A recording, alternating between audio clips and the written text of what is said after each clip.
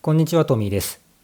今回は間取りと空間の仕切り方について考えてみたいと思います。物件サイトで物件情報を検索する際には、物件の間取りを〇〇 LDK で指定しますよね。この表記は物件を提供する側が数ある住宅を分類する際には便利な物差しです。でも住み手の視点、つまり物件を探す、あるいは家を建てる際の間取りの物差しに使ってしまうと、画一的な固定概念にとらわれてしまう可能性があります。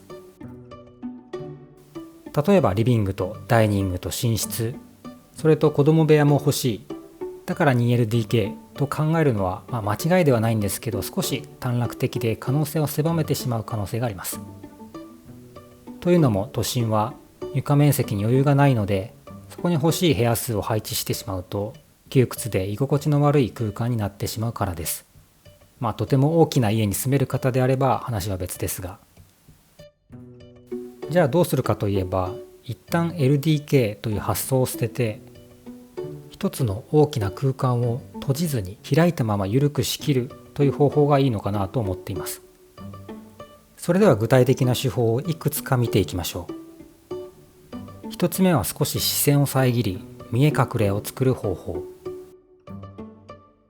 空間を個室として仕切ってしまうと窮屈になるので、居場所への視線を遮りながら抜けは残すわけです。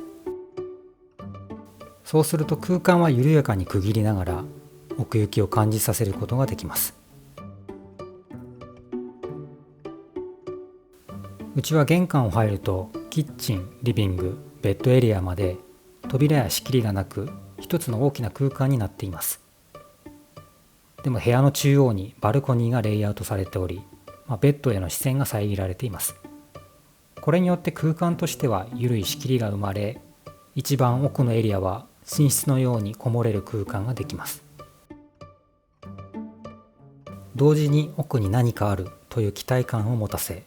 開放感、広がりを感じる空間になります。もしここに扉をつけてしまうと視線が抜けなくなるし、逆にバルコニーがないシンプルな区形だと全てが見えてしまい、単調で広がりを感じにくい空間になってしまいます。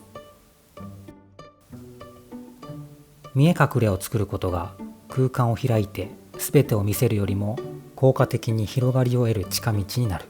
と建築家の安藤和弘さんも述べています。つまり見る人に想像の余地を残してあげるわけですね。人も自分の素性をあまり明かさないミステリアスな人ってなんだか気になったり魅力的に感じたりしますよね。空間を閉じずに開いたまま緩く仕切る2つ目の方法は、床の高低差で居場所を仕切るというもの。例えばこういった小上がりを設けるプランは建築家の提案でよく見かけます。開放感を保ちながら空間をうまく仕切っていて、住み手の工夫次第で多様な使い方ができそうです。うちはキッチンと玄関とリビングダイニングの間に段差があります。ほんとちょっとした段差なんですが、この段差によってアイレベルに違いが生まれ、場が仕切られているように感じます。これ以外にもガラスの建具、ガラスの窓を室内に設ける例もあります。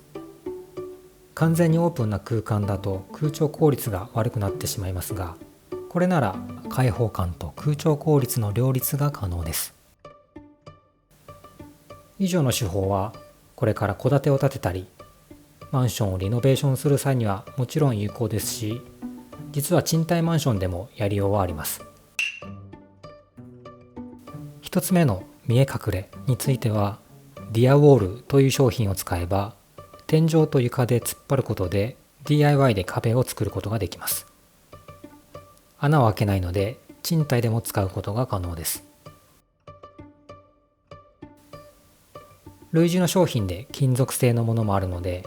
よりしっかりとスタイリッシュに仕上げたいならこっちが良いかもしれません。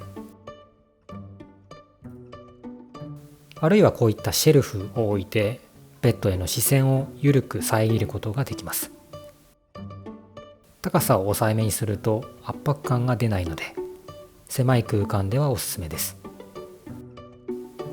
加えてこういったオープンシェルフを使うと視線の抜け感が加わるのでおすすめです。2つ目の床の高低差で居場所を仕切るについても DIY で小上がりを作っている方はたくさんいらっしゃいます。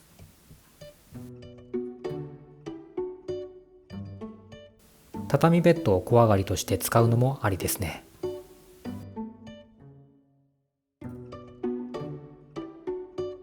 ということで今回の豊かな住まいを作るヒントをまとめていきましょう。家の中は細々と仕切らず見通しを残しておくと伸びやかな空間になります。またワンルーム物件なら自在に間取りを作ることができるので物件を選ぶ際の選択肢に入れてみましょう。それでは今日はここまで。終わり。